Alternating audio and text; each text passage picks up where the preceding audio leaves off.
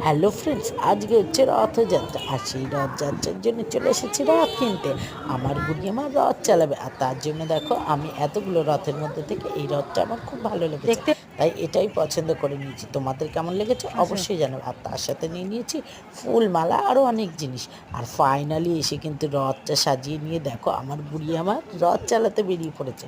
আর আমার গুড়িয়ামা রথটা চালাতে গিয়ে দেখো কতটা আনন্দ পাচ্ছে আর কতটা মজা পাচ্ছে, তো গড়গড় করে টেনে নিয়ে যাচ্ছে রথটা। ওর মুখটা আস্তে দেখো আস্তে একবার আসো, তোমরা। একদম আর আস্তে আস্তে রথ আসো। সাজানোটা কেমন হয়েছে অবশ্যই কমেন্ট করবে। আর রথটা সাজিয়েছি আমি, আমার বর আর আমার মেয়ে হেল্প করেছে। আর তোমাদেরকে এর পরের ভিডিওতে একদম আস্তে অবশ্যই আস্তে জগন্নাথ দেবের মূর্তিটা ওঠো তোমাদের ওঠো ওঠো। দেখাবো। আচ্ছা, অবশ্যই উঠে তোমরা আসো। কমেন্ট করে জানিয়ে বলবে যে রথ আর জগন্নাথ ঠাকুরটা কেমন লেগেছে আসো, তোমাদের।